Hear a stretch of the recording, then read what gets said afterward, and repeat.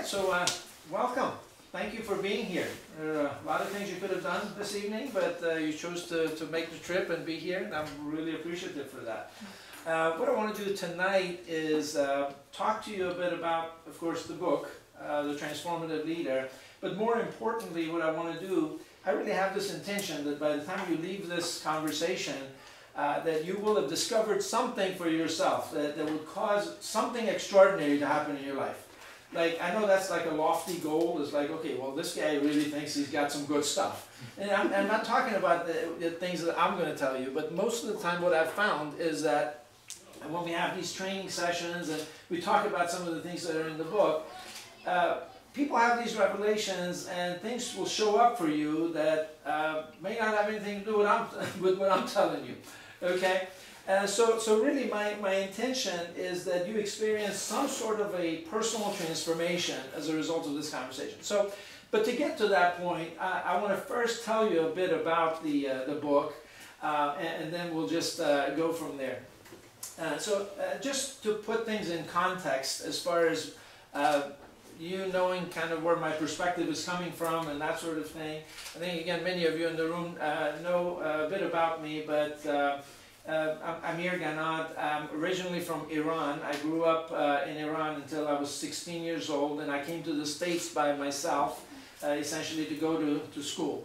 And the idea was I was going to stay here a few years, complete my education, and go back, but I didn't get to go back for 13 years.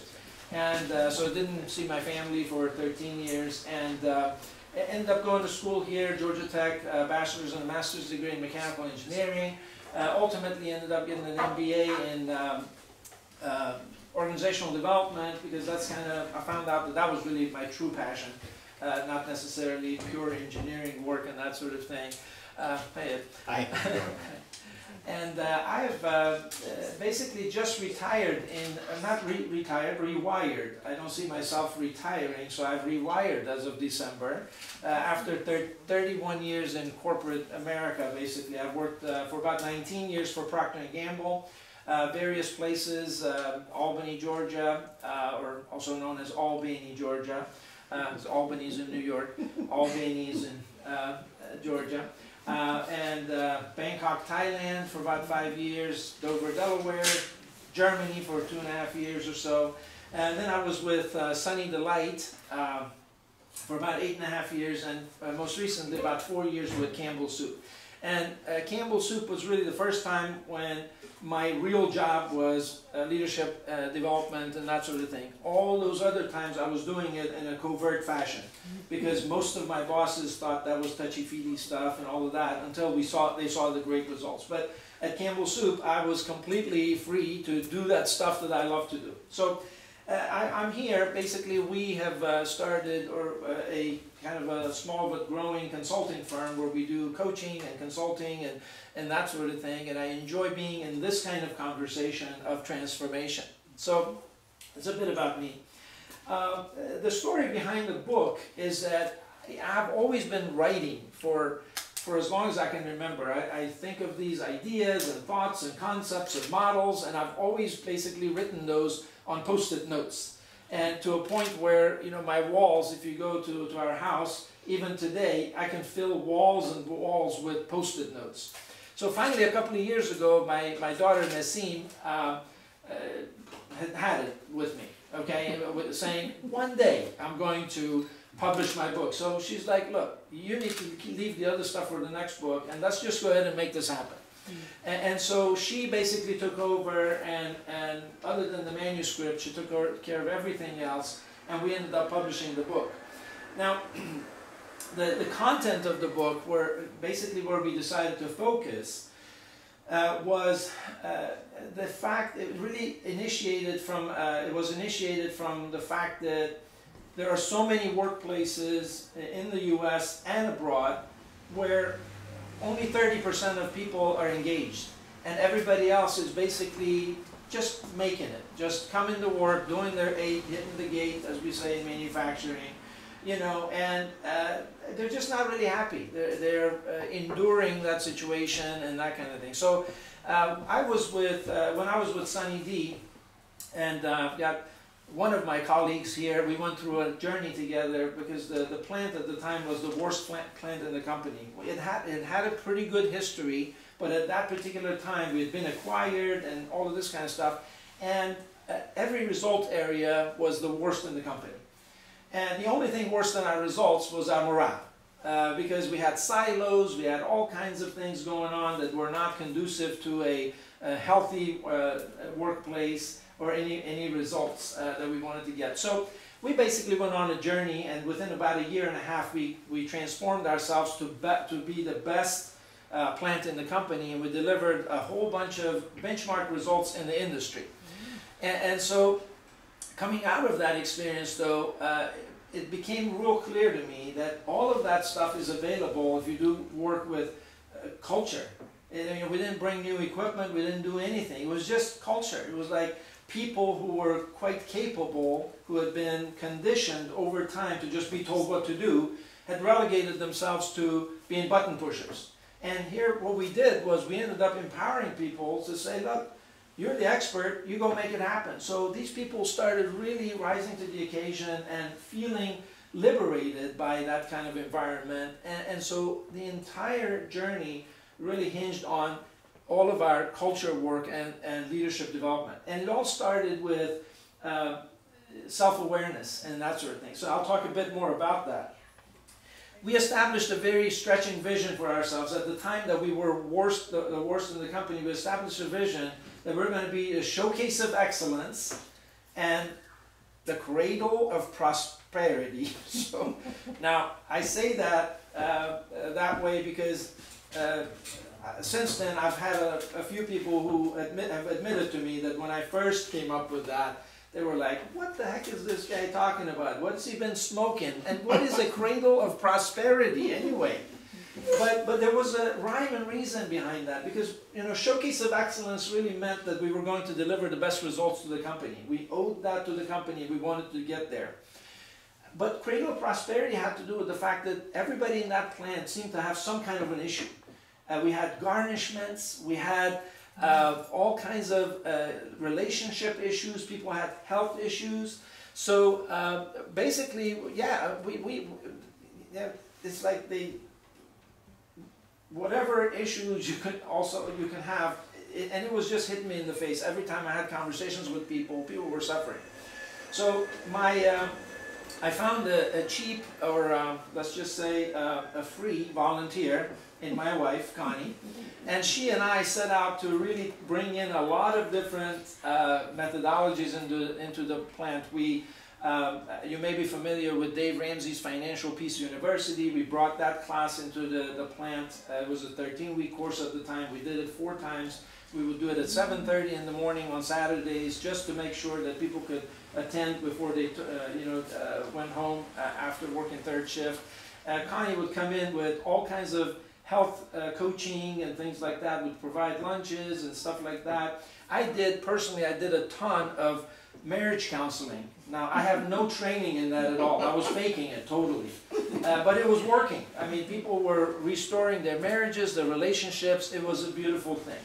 And so coming out of that, I really got clear why I am on this earth. Like, I'm here to put people in touch with their greatness so they can fulfill their unique purpose in this world. I got real clear that I had a responsibility, not just to these people who are in my organization, but through volunteer work and other things, to spread this message of empowerment. Like, you don't have to wait for your boss to be perfect for you to enjoy your career. But also, by the way, if you have some leadership responsibilities, then you know what? You need to take them seriously. And there's some habits that you ought to take on. There's some mindsets that you ought to take on that would really create the right kind of culture. Okay? So that's a bit about the book. Now, so if you look at the book, you might wonder, so who is this book for? I've talked a bit about the sort of the professional side of things, like if you're in a workplace, creating the right kind of culture and that kind of thing, of course. But the way I've always approached my workshops and my book and all of that, depends or starts very much with a self-awareness type of angle or approach. So what I found in the process is that I have, I don't know, hundreds of testimonies that I always go back to, which really kind of warm my heart, because what has happened is people have always come back to me and said, wow, you know, I know that was a training class at work, but let me tell you what it did for me at home, right? Because we always focused on nurturing the person as a whole person, not just tweaking something so that that case-packer operator part of them just becomes better. So as a result, people were just experiencing all kinds of transformation in their lives. One that I will share with you just from a recent experience at Campbell Soup. When I was there, I did a 4-hour workshop basically on the same topic of this book and some of the distinctions in the book. So about 3 months later, I went to the same group. There was about 50 people, about the 4-hour workshop, and I went and talked with their leaders, who were about 3 or 4 people. And after our conversation, one of them said, you know, I know you like these victory stories and everything, so let me tell you, one of the guys here has lost 35 pounds since that 4-hour workshop, and he's going around telling everybody that it was because of your workshop. I'm like, wow, I'd like to meet this man. So I go over there, and he already looks like half the man he used to be, because he's already much smaller. And but anyway, so I talk to him, I go up to him, and the guy just jumps up and he gives me a hug, and he says, look, let me tell you what this has done for me. He goes on to tell me about how one of the concepts that we talked in the book, which I'm going to go into in just a minute, which has to do with 100% commitment. You're either 100% committed or you're not. So if you're about 90% committed, that just means you're not, right? So he took it on. He's like, every day I get up and I'm like, are you 100% committed or just messing around? And so I got on this, you know, insanity workout and all this kind of stuff. I lost the weight. And he went on to tell me about some of the relationship issues that he has had. His entire testimony is on my website. It is absolutely, I'm telling you, I get chills whenever I talk about it. And then he had put his graduate work on hold, and he had since gone back and was almost done with his graduate degree. So anyway, make a long story longer, a couple of months later, I meet this guy, and he has lost 60 pounds. I mean, he stayed on that journey. He is that close to graduating. He's now married, and he just won an award at a ceremony that we were at a couple of months ago. It is fantastic when you hear those kinds of things, when you see those. So for me, yes, this applies to workplaces and all of that, certainly because we want to deliver the good results. But you know what? That's just a given. That's going to happen. If you're a transformative leader, you create the right kind of culture, results are going to come. And the real benefit is what I will remember on my deathbed, which is not like, oh, we took efficiency from 75 to 85 and all of that. No, that was our job anyway. But I will remember the look in people's face when they look at me. A couple of months ago, I got an email, a really nice email from one of these folks that I've done some marriage counseling with. And I'm telling you, I mean, that guy is happy with his wife. And so those are the kinds of things that really are the motivation behind the book, the workshop, all of those kinds of things. Now, you know, the premise behind the book is that there is an extraordinary leader in each of us. So whenever people are in my workshop, I'm like, I'm not trying to make you a great leader, because you already are one. Unfortunately, what happens is as we go through our life, we basically make up all kinds of stories that are, you know, limiting beliefs and those kinds of things. And what we do is we tell ourselves, you know, who we think we are and how insurmountable our challenges are. And after a while, we just kind of give up on our dreams, right? And so what I've kind of brought it down to is that there are a few hidden saboteurs of success and fulfillment. And I say they're hidden because most of the time, you know, they're acting on you, but you may not even know it. Like in the book, you'll find several of those. In our workshop that we do here at Serenbe, we go over about 13 or 14 of those. In fact, we've put many of those distinctions or those hidden saboteurs on these cards, because they're easy to carry in your pocket. You can take a picture of one and make it a focus for yourself for a week. And say, you know what, this week I'm going to focus on this. And just begin to observe what's getting in my way, right? And so that is the premise of the book. And the book, the other thing about it is that the greatest concern that I had when I was writing the book was that I didn't want it to come across like some kind of a prescription, right? Because Lord knows we have too many of those. Go do this and life's going to be good. Take this pill and it'll be fine. No, I wanted this book to be a conversation that would conjure up some thoughts for you based on your own situation. So it's all about a thought-provoking kind of conversation. And the greatest compliment I've gotten from people when they read the book is, they say, wow, when I read your book, I feel like you're just sitting there coaching me. This is not go do this, go do that, but having a conversation and things show up for me. So let me tell you a story. I tell a lot of stories, okay? And many of them are not true. I just make them up for illustrative purposes, okay? Sometimes they're true. If they are, I will tell you, but if not, this one is not true. But for illustrative purposes, it makes sense, okay? It works out. So there was a guy out in the street, and he was looking around, and there's actually a chapter, one of the one-point lessons is about this guy. And somebody's passing by and says, well, what are you looking for? He says, well, I lost my keys, and I just can't find them. He says, I'll tell you, I'll help you look. And so they keep looking. About 10 minutes later, the guy says, are you sure you lost your keys here? And he says, well, no, I was walking home, and about 3 blocks up, I noticed I didn't have my keys. And the guy's kind of baffled. He's like, why in the heck are you looking here? And he says, well, because it was really dark over there, and there's a street light here, and I could see, so I figured I might as well look here, right? Now, you might say, well, that story was not all that funny. And you have now confirmed my kid's suspicion that I'm not a very funny person. But my intention in telling you that story is not to be funny, but is to tell you that while I know for sure that nobody in this room would ever do that, if I could, I want to propose that you, I say you for effect, right? I should say we, because I also do the same, but I like to say you, because I want you to kind of take it to heart, see what shows up for you. I'd like to propose that you do something like that every day. Something like that every day, right? Now, nothing I tell you today is the truth. I'm just asking you to consider it. So if it doesn't fit, don't hold it against me. But kind of, try it on. You do something like that every day. What do I mean by that? You come across an issue, and what you do is you look where the light is shining. And the light is usually shining on those other people, and my boss, and the government, and the company, and my peers, and all of this kind of stuff. And it's harder to look here where the key really is. Okay? Because many times what's going on is, again, these hidden saboteurs have to do with how you're processing things. Okay? Now, so one of the places that we look to try to solve some of our problems is we go and seek more knowledge. Right? Oh, I got to go take one more class in leadership.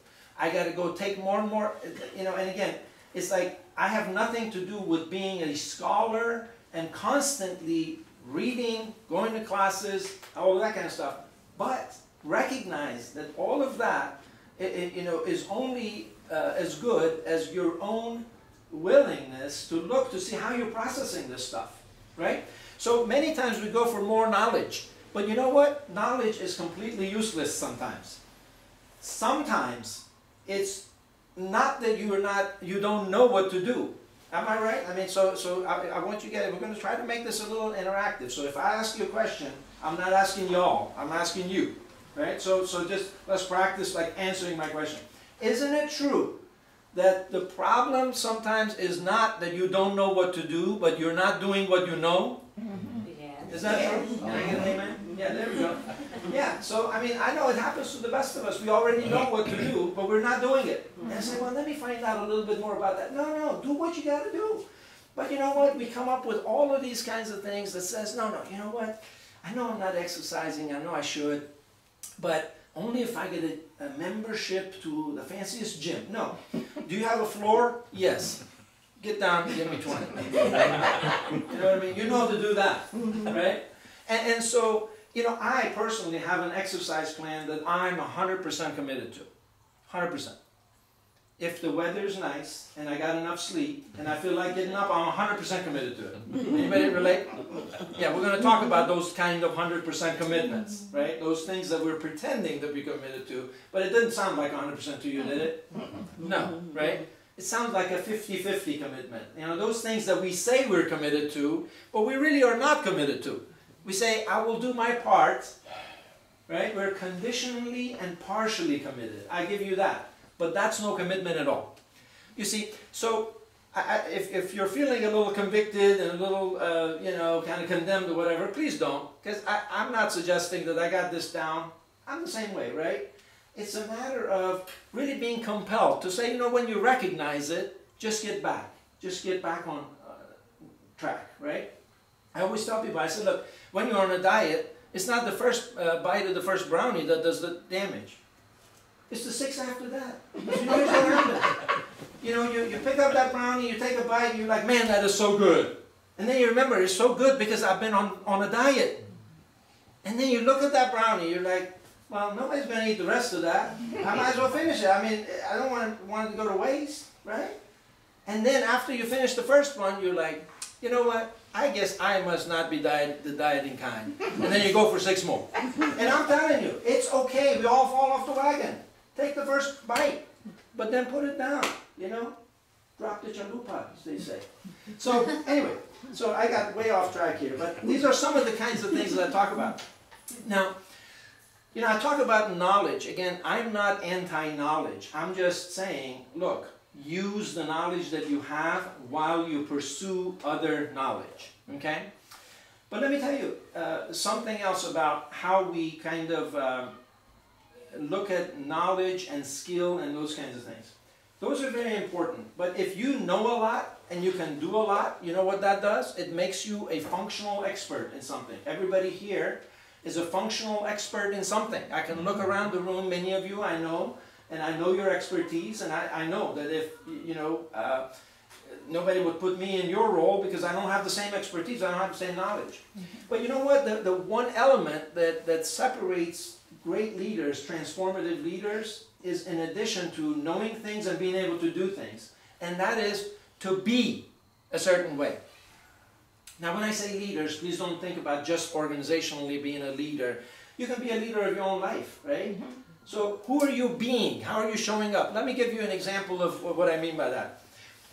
You know, to get knowledge, you go get some training, or some education or training or whatever. To get skills, you do the same thing. But to be, the way, the access to that is you got to generate yourself a certain way. And let me break that down for you, what it means. So again, here I'm not asking y'all, I'm asking you just kind of work with me. Have you ever been on your way to a gathering or something with your significant other, with your spouse, and you all just had an argument, right? You've just been arguing, and then you go and ring the doorbell, you're still arguing, and they open the door, what do you do? What do you do? Hey, how you doing, right? Well, that's not the kind of generating yourself I'm talking about, right? Because you're faking it. That's called fake it till you make it. And if you're trying to fake it through your life, it's very exhausting. Every now and then you got to do that, right? It's like, you know, you don't want to just present all kinds of, you know, too much information or whatever to people. Sometimes you fake it. I got it. That's not what I'm talking about. The kind of generating yourself I'm talking about is like this. My brother came to visit with his wife, and he had 2 kids. At that time they were little. We went shopping. For 30 minutes these guys were crying and nagging about, oh, we're tired, we're hungry, we need to go home. So being the ninja motivator that I am, I went up there and I said, okay, I'm going to make this happen. I'm going to fix this. So I went up to them and I said, listen, guys, I was going to take you to Toys R Us. I was going to buy you any toy you wanted. But since you guys are really tired, I think we're going to go home. So no sooner did I turn around, I made like a quarter turn. They're like, wait a minute, what are you talking about? Of course we can go to Toys R Us. I mean, talk about generating yourself. Those guys weren't faking it at all. They were like, yes. It was the same body, the same physiology and everything else, but they were ready to go, right? Now, many of us have lost touch with our Toys R Us moment, right? We drag ourselves to work, we drag ourselves to our life, we walk around like this, right? And what if you had a Toys R Us moment that somebody said, hey, you know what's possible? You know what's coming down the pike? You're like, yes, okay, I'm going to make this happen, right? And so that's the thing. It's the story of the 2 bricklayers, right? And what are you doing? I'm laying bricks. What are you doing? I'm building a cathedral. if you really think of what you're doing as Simon Sinek talks about the big why, you know, getting in touch with your why. You know, why is it? What is the great purpose that you're actually fulfilling here? And it is that causes you to be able to generate yourself. Right? In many cases, what happens is, as you generate yourself, you actually cause other people to generate themselves. I know as a plant manager, it took me months and months and months to figure out that I was completely deflating people on the floor. I'd go out on Monday morning during our transition or whatever, we were trying to get better. Monday morning, how's everything going? Oh yes, we're going to be Showcase of Excellence. Great, awesome. I go out there on Wednesday morning, how you doing? Well, it's okay. Like, man, what the heck happened? It took me like 3 months to figure out that on Monday I was going, how are you doing? And on Wednesday I was like, how you doing? And don't you know, when your boss comes to you and he or she says, how you doing? You don't want to be too excited, because either you don't know what the heck is going on, some bad thing's going on, okay? Or you don't care. So you're like, even though you were really excited, you go, well, it's okay. Then I'd just walk through the plant and suck the oxygen out of the entire plant, simply because of who I was being, right? So it's extremely important to do that. Now, the only thing worse, you know, let's go back to knowledge, right? The only thing worse, I think, than not knowing something is knowing something which is really not true. You know what I mean? It's not, you know, you are just so clear that this is the way it is. Now let me tell you another story, because this is a true story. Okay, a true story. I told you I came to the States when I was 16 years old, right? So my English vocabulary, I think I was limited to about 50 words or something. It was really a tough time. But one thing that I really enjoyed was, you know, all the new food and drinks and stuff like that I'd never really been exposed to. I can still, you know, I haven't had a hamburger for 18 years, but I can still taste that Whopper that I had for the first time. What a delicacy. Wow, awesome. Right? I'm like, man, this is a hamburger, not the kind of stuff that we used to have back home.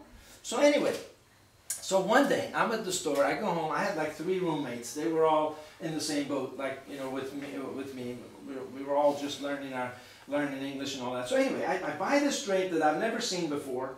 I go home and I pour some of this and start drinking, and I'm going, oh my God, the Americans drink this stuff? I cannot believe this. This is like the most bitter thing I've ever experienced bitter taste I've ever experienced in my life. So I called one of my roommates, and I'm like, hey, come on over. Have you ever seen this drink? He's like, no, you know, Coke and all this kind of stuff, Sprite and all that, we had it back home, but this particular drink we didn't have. So he takes a swallow, and he's like, oh my God, where did you get this? Right? And so I tell you, the drink you may be familiar with was a Tab, right? Now I have nothing against Tab, okay? So I don't want Coca-Cola to be offended or whatever, whoever makes that. But here's the thing, this drink, I'll temporarily cover my book here for a second for you to see it. Back then, sweetener technology was not all that great, I assure you, okay? So we're trying to figure out why in the world an entire nation would drink something like this, and all of a sudden my friend gets it. He looks at this thing, he's like, did you get the sugar? I said, no, what do you mean? He's like, dummy, it says it twice, sugar-free. You buy one of these and you go to the guy and you ask for the sugar, he gives it to you for free. Then you mix it, and then you drink it. And I'm looking at this thing, I'm like, oh my God, I felt like an idiot. I'm like, it says it twice for people like me. So I'm like, well, no, I didn't think about it. I guess I just didn't look, right? So I hate to admit this, but I think for weeks, months, and I don't know, maybe years, I was thinking that that's it. I mean, of course, I've never touched this thing. I'm like, why in the heck would I do that when I can just buy something that already has a sugar in it, right? So, but that was my reality. It was like, hey, you know what? When it says sugar-free, you got to ask for the sugar for free. If you don't want that, buy something else. Right? And so what happens is that we form these conclusions, many of which are just pure fiction. They are not grounded in reality. You see, but that is my reality, right? And then what we do is we drag that stuff with us, right? We drag it with us. We make it our own. This is like, hey, everything else I see through the filter of that reality that I constructed in my own mind. Now, I know how ridiculous this sounds to you. I totally get it, right? It's ridiculous to me now, right? Not back then. But I want to propose to you that a lot of things that you hold to be absolutely true fall in a similar category as this. And that you put 2 and 2 together and you got 5,496. Okay? And so what happens, the downside of that, of course there's an upside to that. We are able as human beings to put all kinds of things together and draw conclusions, and our understanding of the world kind of goes up exponentially. But the downside is a lot of what you believe to be true is no longer serving you, and you still hold on to it. Is there anybody who does that ever in here? Yeah, we do that, right? So in the book, what I'm going to do in a moment is just to go over, just for a few minutes, go over some of these one-point lessons that I have in the book. But just to familiarize you with what's in this book, at the beginning, after I tell you how to get the most out of the book, make some suggestions on that, and then what I do is I actually outline about 34 characteristics of what I call a high commitment culture. If you're in a workplace, you don't have to be the boss. Wherever you are, you can start working on some of these that are appropriate for you, right? That's for you to choose from. And I even talk about the counterfeit behaviors, because sometimes we're smart enough not to do the opposite of the good. We do the counterfeit and the sneaky, right? That looks like the good stuff, but it really is not, right? And so, for example, I'll give you one of those examples. You know, servant leadership is a great thing, getting people involved and all of that. Dictatorship is the opposite. But you know, sometimes what leaders do is they do the counterfeit, which is what I call sort of a paternalistic sort of, what do I call that? And I forgot what I call that now. Benevolent dictatorship. Huh? Benevolent dictatorship. Benevolent dictatorship. Ed knows, yeah. I don't know, somehow that word doesn't stick in my head. Benevolent dictatorship, where you are a dictator, but you're so nice to your people. Like, hey, you know what, I'll be nice to you as long as you do what I say. So you're still a dictator, but people, you go into these organizations, they're like, oh, I love my boss. And you peel the onion back a couple of layers, and you're like, the boss is standing there with a big old stick, and like, hey, I'll be nice to you if you do what I say. So, anyway, but once you get beyond that, I've got 20 what I call one-point lessons. And each of them contain kind of a story, a little bit of humor, at least my best attempt at humor. And then at the end of each one of those, I ask you some reflection questions. I got kind of a bottom line that says, okay, here's the bottom line for this, if you want to kind of peruse this thing and figure out which one to read first. And then some reflection questions that help you see how to bring this into your life, right? And then some recommended follow-up actions, not in the form of go do this, go do this. These are some things you might want to consider, okay? So I want to just briefly go over a couple of these with you. Lesson number 1 is don't settle for just managing change. Take on leading a transformation. Okay? There's a difference between change and transformation. Change starts with what you have now, and it tries to correct some parts of it, and many times you end up with a new and improved version of what you don't want. Transformation starts with a picture that is independent of what is today. And you paint that picture independent of trying to figure out how to get there. And then you look back from there and you identify a few milestones and activities that will be crucial to make that happen. And then as you go through your daily and weekly life, your routine, what you do is you protect those, right? And there's a slight, I mean, so the distinction here, it really has to do with beginning with the end in mind, as Dr. Covey talks about. But it makes a huge difference. Because especially if you're trying to experience a career change in your life, or you've some other aspects of your personal life, or you're trying to really create some extraordinary results at work and things like that, you really ought to take a fresh look and say, what is that transformative picture that I'm trying to create? And look back from there and go from there. So there's a whole chapter on this that, and again, in the interest of time, I'm not going to go into very much, but I will give you one example of change. Okay, have you ever heard those prescription drug commercials on TV? Yes? What do they say at the end? Anybody know? A long list of side effects? That's right, a long list of side effects, right? Some of which are really, really scary, right? You know, like take this pill and it will grow hair on your head. You know, I pay attention to those particular commercials. But it will, you know, definitely create all kinds of other problems for you, right?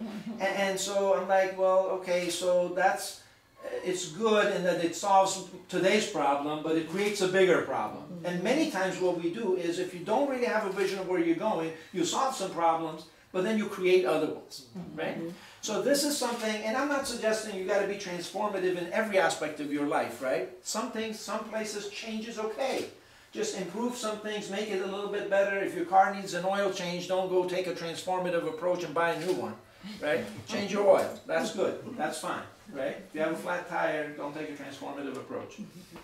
Now the next one that I will highlight, I'm just jumping around a bit, is the title is Practice Chick-fil-A Lemonade Style of Leadership. Okay? Now you might say, wait a minute, I would love to have a lemonade, but what the heck does that have to do with leadership? Well, here's what it has to do. First of all, let me tell you guys, I was dating my wife about 35 years ago. I didn't have a lot of money. We'd go to Chick-fil-A, we'd buy one cup of Chick-fil-A lemonade, we'd pour half of it in another cup, and we'd fill both cups with water, and we still had 2 good lemonades. Now, if you ever had a Chick-fil-A lemonade, you know what I'm talking about. It's awesome, right? Why? Because it's got a lot of lemon and a lot of sugar. And what I always encourage people to do is to think of their leadership style as a Chick-fil-A lemonade, where lemon represents your courage to hold the standards really high, your courage to truly hold people to standards of excellence, be straight with them, give them feedback, and that sort of thing. Don't be a wimp and all of that. Have the courage to do that.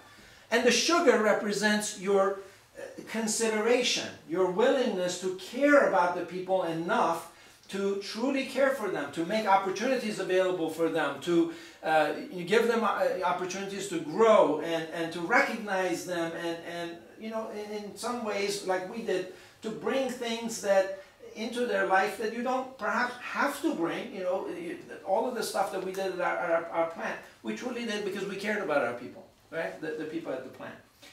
And I'm not saying we are the only ones that did it, because ultimately what happened was you could see within the culture of the plant where people were kind of committing random acts of kindness toward each other that really made a difference for us. So Chick-fil-A lemonade style of leadership has to do with the right balance at a really high level. Because you could also have a balance with a really low level, a little bit of lemon, a little bit of sugar, and nobody wants watered down lemonade, right? But then you have these leaders who have a lot of lemon and not enough sugar. And those are the ones who say, if I want your opinion, I'll give it to you, right? And my way or the highway. And the ones, we've seen some of those who have a lot of sugar, but not a lot of lemon. You know, I just want to be your friend, hey, you know, I like you and stuff, but I'm not fulfilling my responsibility to lead, right? And none of those work. So, just a couple more here. We talked a bit about 100% commitment, and there's that one point in here has made a tremendous difference for so many people where they've come back to me and they're like, wow, you know, I got that and I'm doing something with it. But anyway, I will tell you one other thing, one other story about this, and it's also not true, but to highlight one of the points of the OPL, the 1-point lesson. There were these guys on a train. They were going, it was an overnight train. They were going to get there in the morning, and overnight they had a bar, they had a dance floor. Everybody was having a great time, right? And there was this one guy sitting in the corner. And one of the friends went up to him and says, hey buddy, what's going on? Why don't you join the party? He's like, man, you don't know my problems. You know, tomorrow morning when I get off this train, those guys, I owe some people $5,000. And if I don't have the money, they're going to beat me up. And the guy goes, man, what are friends for? I got the money. I got you covered. Are you serious? You do that for me? Sure. So the guy joins the party. They have a great time overnight. They get off the train. The guy says, hey, can you give me the $5,000? Those are the guys right there. He's like, man, do you think I got $5,000? If I had $5,000, would I be here? He's like, but you said you were going to do it. He said, well, you know what? I kind of figured you're going to get beat up anyway. You might as well have a good time all the way, right? And so, you know, can you imagine that the guy is now feeling like really betrayed, right? He's like, you know what? I could have been miserable the whole time, and you messed it up for me. You actually caused me to get up and, you know, have a good time and dance and everything, and now I could have been messed up. Now, you know what? Again, I know you would never do anything like that, but I also know that it happens to the best of us. It's like, hey, you know what? I don't want to go for the gusto, because what if I do and it doesn't happen? What if I go for it and I fall short and I'll be disappointed? Well, you know, what if you get to lose? Even if you're going to get beat up a lot, you know, at the end of the journey, you might as well have a good time. And when you have something that you're really going for, right? That really transforms your journey, your experience of this moment, because you have something to look forward to.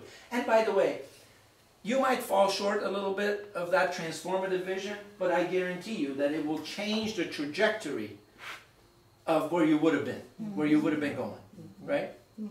So there's nothing wrong with going out there. So the title of this chapter is, You Have the Right to be Miserable. But why would you want to be, right? You have the right. One of my favorite ones, keep the passion, ditch the drama. You know, does anybody experience drama in their life, ever? Yes? I have a prediction for you. I assure you that you only experience drama in areas of life or your career or whatever that you care about. Things you don't care about, like I personally, I experienced no drama about like where the Kardashians were yesterday, right? Because I don't care. Like I don't have to know. But when it comes to my kids, when it comes to my career, whatever, I experience drama. Well, you know what? Sometimes we experience drama because it is actually a reinforcement to us and others that we actually care about something, that we have passion. It's a sign of passion.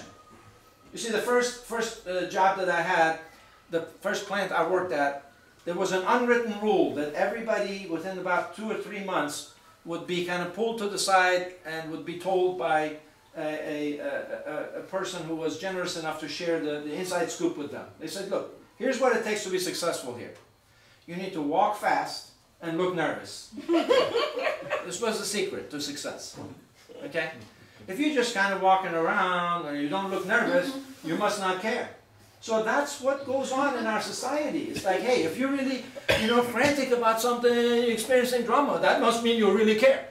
And so the title of this is Keep the Passion, Ditch the Drama. So I suggest a few things for you to kind of dig into your own brand of drama, to figure out how can you keep the passion. You don't have to get rid of your passion, but ditch the drama.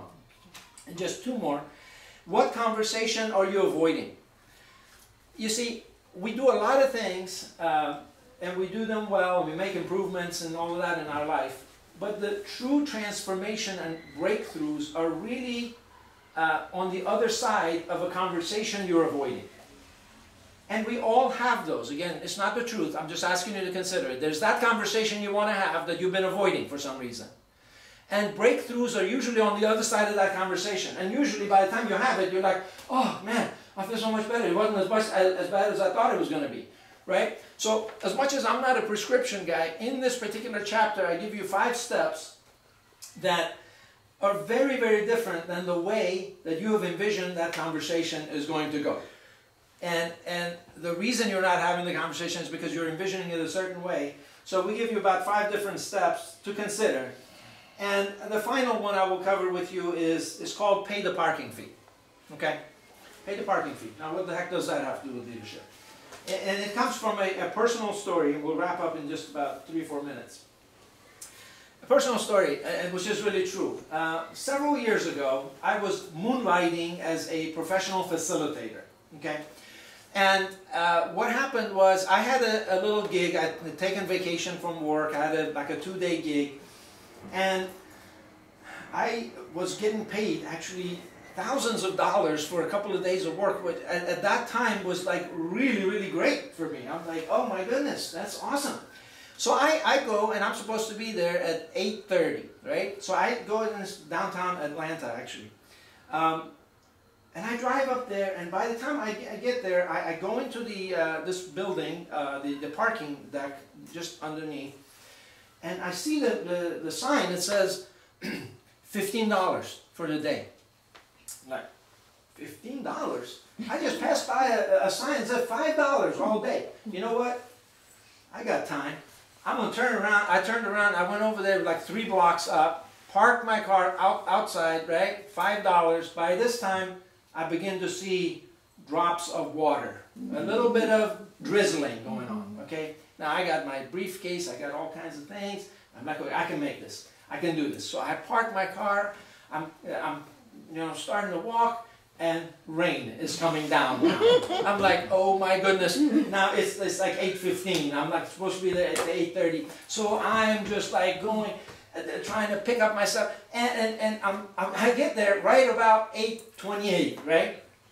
And I'm drenched. And I'm out of breath. I'm like, oh my goodness. So fortunately, the meeting owner was really nice to me. He was like, hey, yeah, come on over here. Why don't you get settled? I know it's raining out there and all that. I know he was thinking, why in the heck did you just park down here? But anyway, on the way home that night, I was thinking to myself, you know what? I started my career washing dishes. Right? But my first job was washing dishes, and I was doing all kinds of things. Busboy afterwards, I got promoted to a waiter and all that kind of stuff. And back when I was making minimum wage, $15 was a lot of money. And back then, I should have thought about $5. But these people are paying me thousands of dollars. Pay the parking fee. You see, and my point in this lesson is that sometimes we hold on. Subconsciously, we don't even think about it. We hold on to some habits that at some point served us, but they no longer do. It's like, okay, you know what? You've upgraded to a tuxedo from blue jeans and you're going to this really nice party. You don't look down to see, why do I have these dirty sneakers on? You know what? It's time to change the sneakers. Now let's make sure that you bring everything along. But sometimes we don't think about that. So, anyway, the final thought that I want to leave you with is that, you know, I have this thing that I say, I always say, I am the one and it's not about me. To me, leadership is about really taking responsibility as being the one in the context of that thing that you are committed to, in the context of the people who are relying on you for leadership, in the context of, and these people may not be at work, they may be at home. They may be your family members. But in the context of what's important to me, I am the one. I may need support from other people, but their lack of performance or contribution does not take away from me being the one. If it's to be, it's up to me. I'm the one. But it's also not about me. Because when I get in my head about, oh, what if they do this to me? Oh, I did this, but they didn't do that to me. You know, I don't know about you, but I think I am the center of the universe. Don't you sometimes? Yeah, I know you do sometimes, right? You like everything revolves around you. I have news for you. You are, may I just get in your face just a little bit? You're just a tiny speck in the universe. It's not about you. But you know what? You're a very powerful tiny speck in the universe because you are the one. So I am the one, it's not about me. Doesn't work if you only get one part of it. I am the one and it's all about me. No, that doesn't work.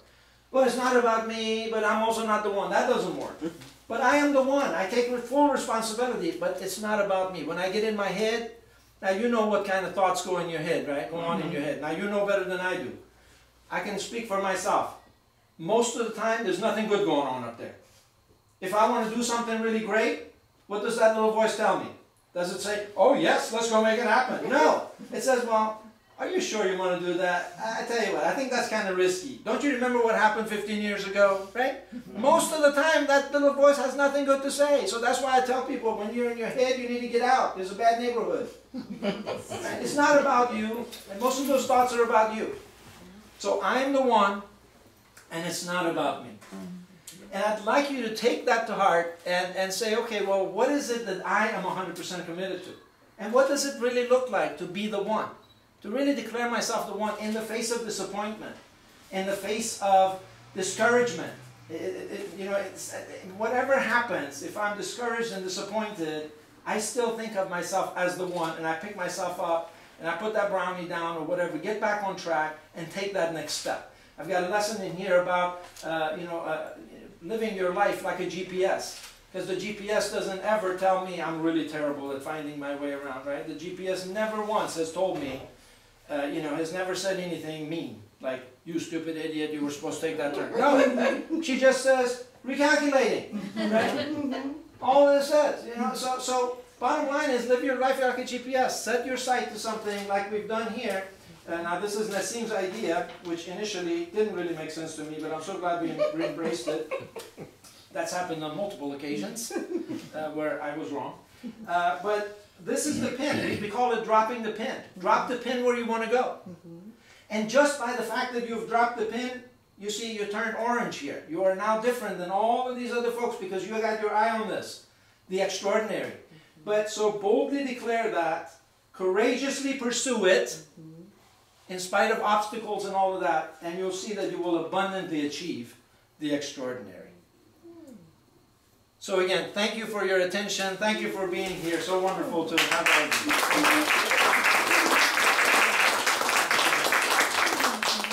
Now, I do want to say in closing that I really appreciate Josh and Megan hosting this party for us. Thank you so much. We love this community.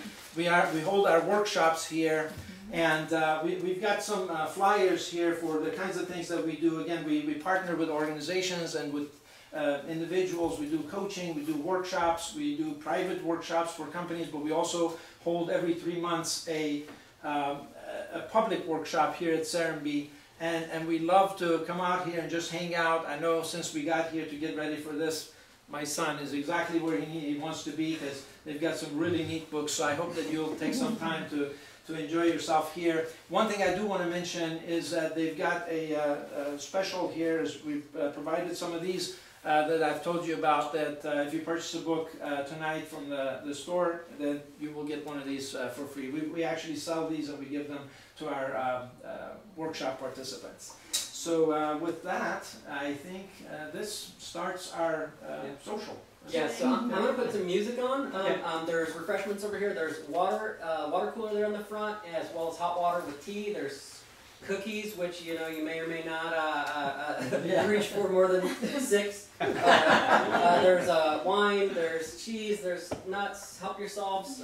There's back through the hallway here. There's a public restroom. Help yourself to that as well. We'll stay here and hang out as long as people want to hang out and browse and visit. Thank you so much, and I would love to talk with you. So just help yourself.